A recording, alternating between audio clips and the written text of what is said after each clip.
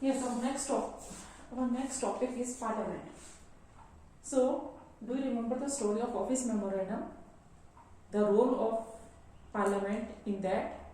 So, this because the decision was not directly taken by the Parliament, but we can recall the points that the report of Mandal Commission was discussed in the Parliament. Then the President addressed the Parliament about the government's intention. Then the Prime Minister informed the two houses of the Parliament through a statement about his decision.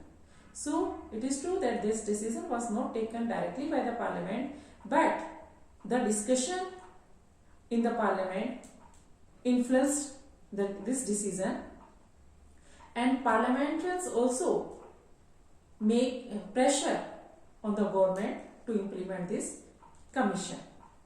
So why do we need a parliament?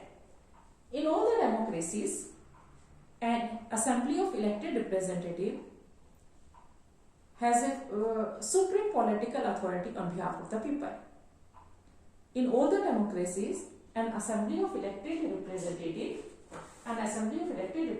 exercise supreme political authority on behalf of the people, and at the state level, in India it is called parliament. At the state level it is known as state legislature, and it has a different name in different countries.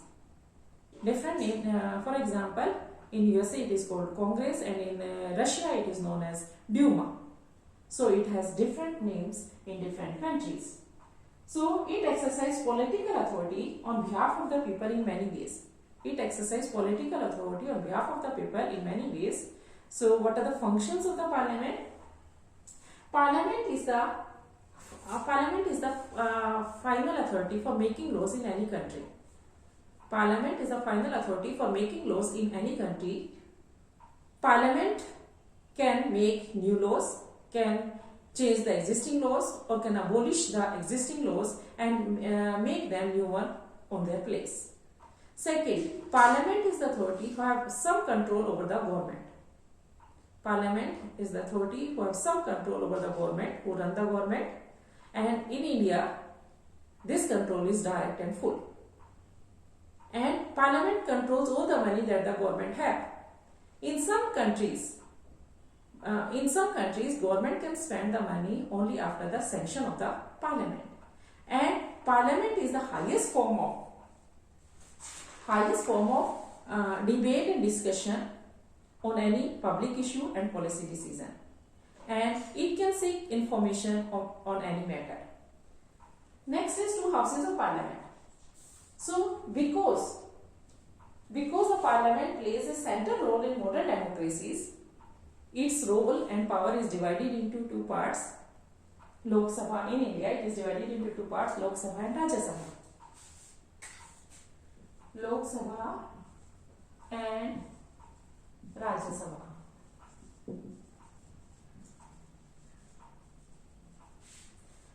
So, Lok Sabha, and we can say chambers, two chambers. So, Lok Sabha and Rajya Sabha. Lok Sabha, the members are elected directly by the people.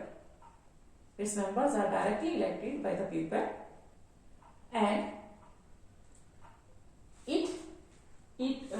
its work is to do look after the interest of the states or regions. It is known as House of People, and it is known as Council of States. It is known as House of People, and it is known as Council of States. Its term is 5 years, and its term is 6 years.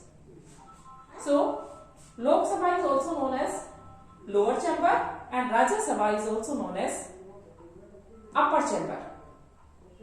So, Lok Sabha is known as lower chamber, and Rajya Sabha is known as upper chamber. So, we may think which of the two houses is more powerful.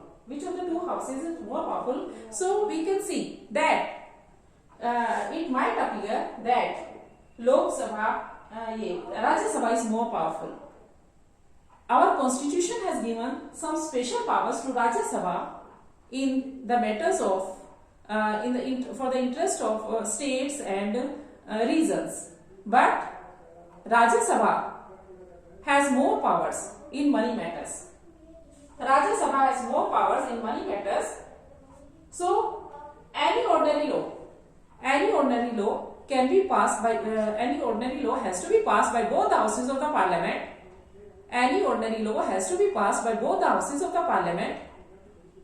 And if there is a disagreement, then the final decision is taken in the joint session of the